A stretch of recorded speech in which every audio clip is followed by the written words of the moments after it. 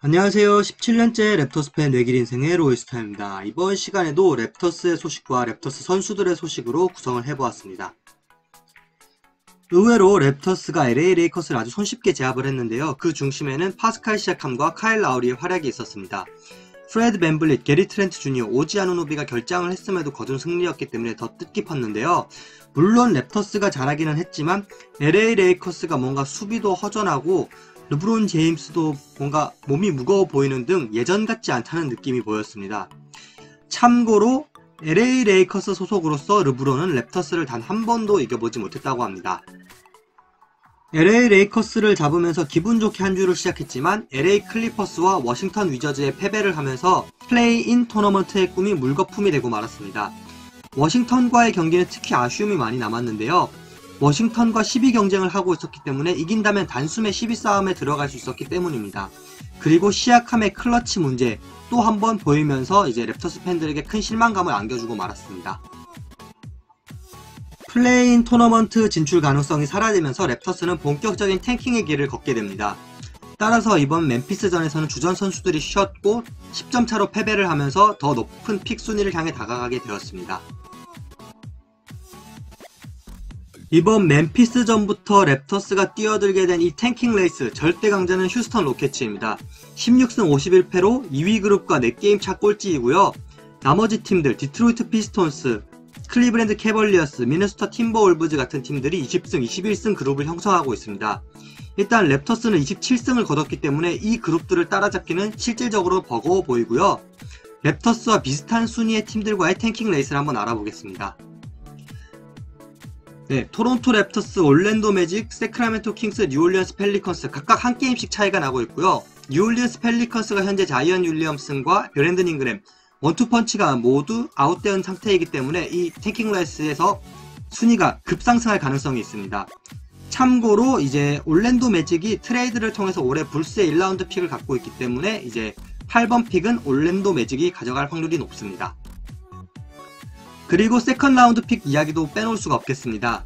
멤피스 골든 스테이트 워리어스의 2라운드 픽을 토론토 랩터스가 현재 갖고 있는데 이는 테렌스 데이비스와 맷 토마스의 트레이드 유산입니다.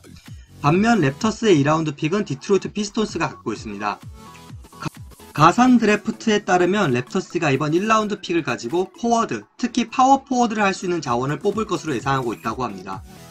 여담이지만 이현중 선수는 지명되지 못할 것이라고 예상하고 있다고 합니다.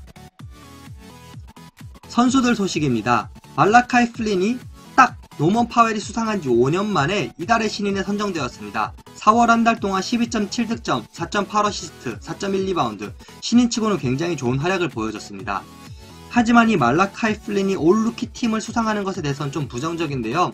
올해 좋은 신인들이 워낙 많았기 때문에 이 정도 활약으로서는 이제 퍼스트 팀에 들기는 힘들어 보입니다. 뎁스가 낮은 팀이었다면 세컨 팀 정도는 들 수 있었을 것 같습니다. 아까 말씀드렸듯이 랩터스가 본격적으로 탱킹에 나서게 되면서 벤치 멤버들에게 좋은 기회가 많이 주어지게 되었고 그 첫 번째로 제일런 해리스가 수혜를 입게 되었습니다. 멤피스전에서 약 30분의 출장 시간을 소화하면서 16득점, 6리바운드, 4어시스트, 본인의 커리어 하이 득점을 세웠습니다. 제일런 해리스는 사이즈가 좋은 가드로서 프로토콜로 인해서 4월달에 좀 결장을 했는데요. 만약 해리스가 좀 더 건강했다면 진작 좀 많은 기회를 얻었을 것으로 예상됩니다. 해리스 같은 경우는 196cm로 가드치고는 좋은 사이즈를 갖고 있고 대학 시절 팀이 약체였기 때문에 본인이 에이스 역할을 했기 때문에 좋은 공격력을 가지고 있습니다. 해리스는 폴 왓슨과 로스터 마지막 자리를 놓고 경쟁할 것으로 보이고 경험에 있어서는 왓슨이 좀 더 뛰어나지만 잠재력과 가성비에서는 해리스가 좀 더 낫습니다. 해리스가 다시 한번 G리그로 내려가거나 본 NBA 리그에 입성을 하든 게리 트렌트 주니어, 프레드 밴블릿이 동 포지션에 있기 때문에 출장 시간을 확보하는 것은 당분간은 힘들어 보입니다. 그리고 여담이지만 데프콘을 참 많이 닮은 것 같습니다. 농구 비둘기라고 이쯤 되면 말해도 될 것 같네요. 그리고 이번 시즌이 끝나면 게트주와의 재계약이 있습니다. 게트주가 워낙 젊고 뛰어난 선수이기 때문에 이제 꼭 잡을 선수고 잡아야 되는 것이 거의 확실시되고 있는데 난사 기질이 있고 또 시즌을 풀로 뛰어본 적이 없는 선수이기 때문에 이런 점들은 좀 고려를 해야 된다고 생각합니다. 일단 제한적 FA이기 때문에 랩터스 입장에서는 급할 게 없습니다. 타팀이 제시한 금액에 매칭만 하면 되는 경우이기 때문이고요. 랩터스가 이제 게트주의 연봉 기준점은 오지 아누노비 4년 72밀리언이 이제 주 기준이 될 것으로 보입니다. 근데 뭐 운이 좋아서 4년 60밀 정도로 이제 랩터스에서 잡을 수 있다면 이제 행운이 되겠죠. 하지만 역으로 다른 팀들이 연 20밀리언 이상의 거대 계약을 줄 경우에선 랩터스로서는 좀 곤란해질 것으로 보입니다. 그리고 본인으로서는 한 2년 정도의 짧은 계약을 한 후 그동안 활약을 펼친 후 맥스 계약을 원할 것으로 보이는데요. 게트주가 얼마나 성장할지 가늠이 안 잡히는 선수이기 때문에 이번 게트주와의 재계약이 참 궁금해집니다. 이번 시간 제가 준비한 자료는 여기까지입니다.